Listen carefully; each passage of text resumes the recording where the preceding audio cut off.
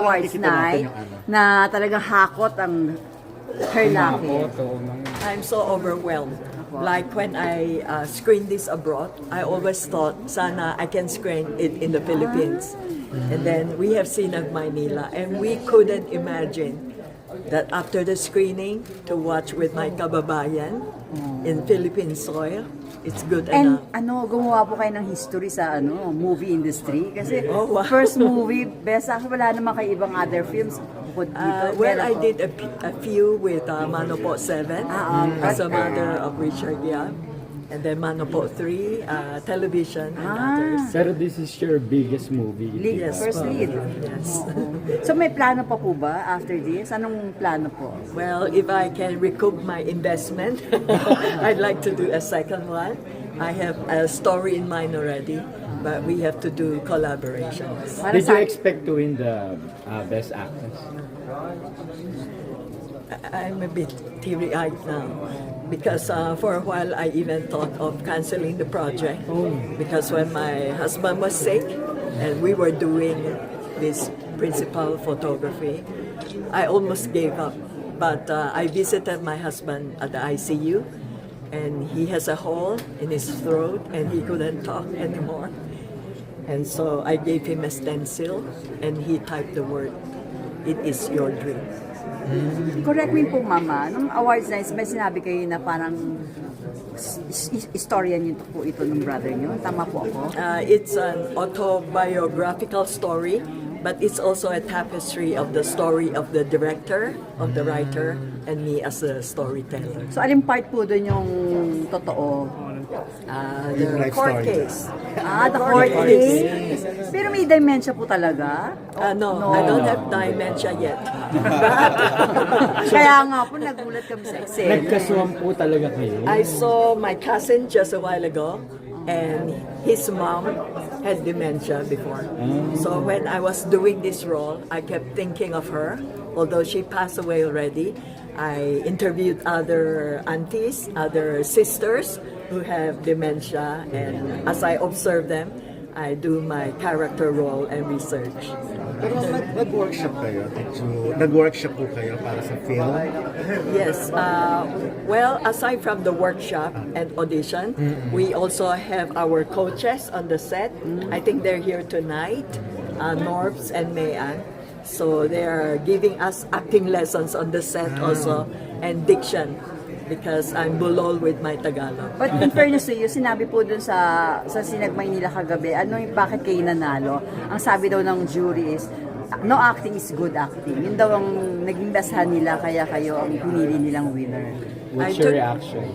Well, I took up theater from UP. My professors were Tony Babesa, Anton Juan. So yeah, it has to be natural and it has to be gut feel. So totoo talaga yung nag-take ng theater arts din. So, And ma'am, sino pa mga gusto niyo makatrabaho? Well, Ken Chan, Ken Chan. Okay. why po? because he's a very good actor, very natural at ang gwapo, di ba? Akala ko pa daw kasi Gusto ka-Chinese. mga babae po, like gusto niyo pang maka-work na babae, na mga superstars natin, well, or... Lorna Tolentino, Nora Aunor, my bucket list. Bakit po? Why? Well, because her eyes speak volume already. You can see her soul through her eyes. How about Kim Chiu, ma'am? Another Kim Chiu, Chinese? yes.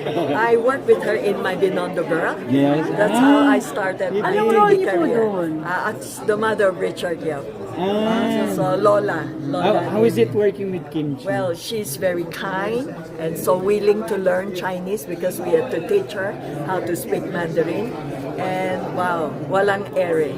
Wow. Bakit hindi po ay kumuha ng malalaking stars for this movie? Well, number one, we have budget to consider. So big stars would mean big talent fee.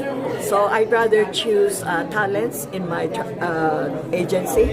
I do supply talents for ABS and GMA and Regal and other films. So some of them were trained by me personally. Kasama po yung anak nyo, di ba nag-artista na rin po siya? Nasa movie siya, di po She's ba? a scriptwriter, yes. Ma'am Rebecca, after the Sinag Maynila, di ba ito yung last day, ano na yung plano sa movie? Well, tonight you see me crying because it's the last time here, maybe, in Metro Manila. But Sina Manila plans to bring us to the regions and to different school campuses.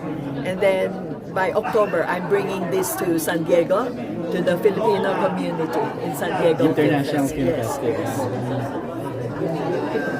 Saan pa mga bansa mo? Sa Taiwan. Because Okay. you won Best Actress Yes. last week, diba? Yeah, my first acting award was in Morocco.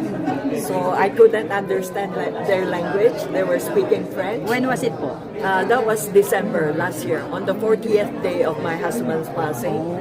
I dreamt about him. He came to me very young again, but he said, I did not die. And I said, we already buried you. And then that night, a bit dreamy and dozy, they called my name and said, Rebecca? I stood up, I said, what happened? They said, you have won. And then I said, which category? Because it could be Best Actress or Best Producer. And they said, Best Actress. And then I went to Taiwan last week, yes, and it's still to be screened in Taiwan, but this is already judged by the jurors. And so I said, I used to hold Taiwan passport for many years. When I was a child until I was a teenager. How come?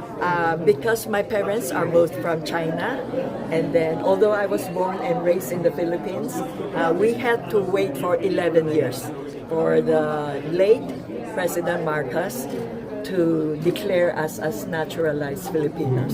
And I'm proud to be a Filipino.